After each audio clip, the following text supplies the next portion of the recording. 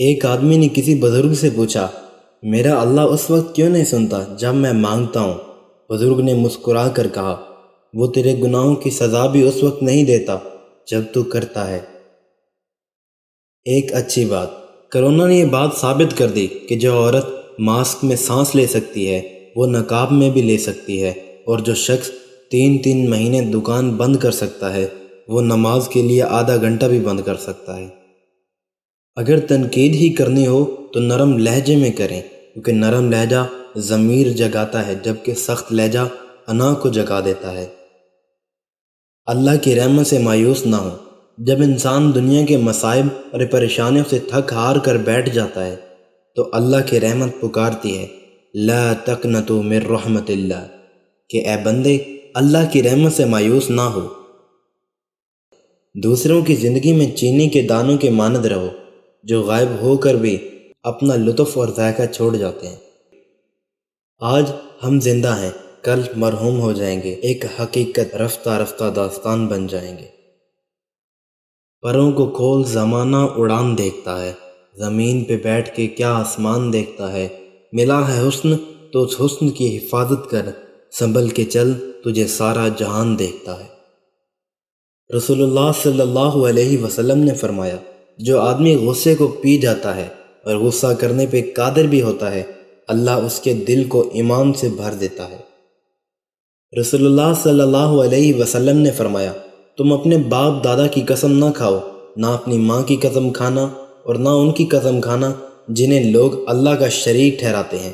تم صرف اللہ کی قسم کھانا، اور اللہ کی بھی قسم اسی وقت کھاؤ جب تم سچے ہو۔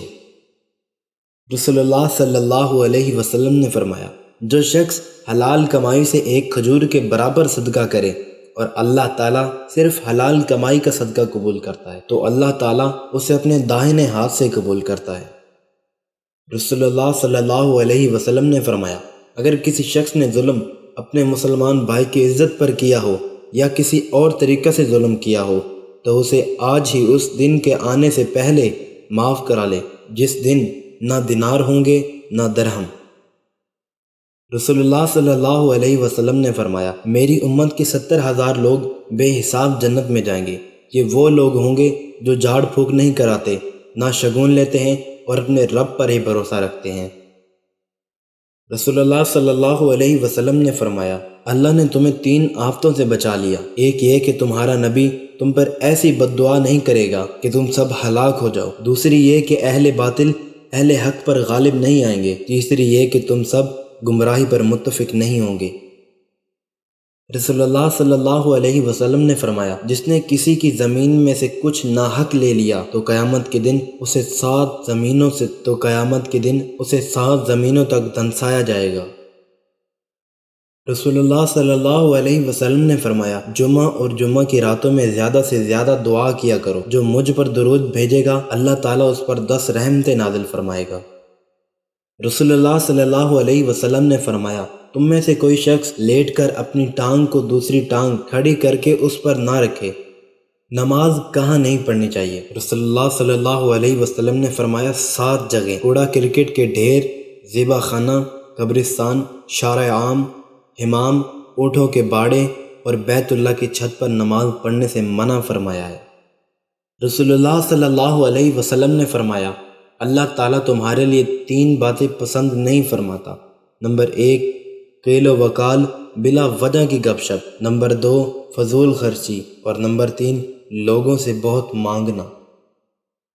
رسول اللہ صلی اللہ علیہ وسلم سے پوچھا گیا، اللہ کو کون سا عمل زیادہ پسند ہے؟ آپ صلی اللہ علیہ وسلم نے فرمایا، نماز کو اس کے وقت پر پڑھنا۔ رسول اللہ صلی اللہ علیہ وسلم نے فرمایا، ہر امت کی آزمائش کسی نہ کسی چیز میں ہے، اور میری امت کی آزمائش مال میں ہے۔ رسول اللہ صلی اللہ علیہ وسلم نے فرمایا، جس شخص کے جسم سے روح اس حال میں نکلی کہ وہ 3 چیزوں سے بری تھا تو وہ جنت میں داخل ہوگا: تکبر، قرض اور خیانت۔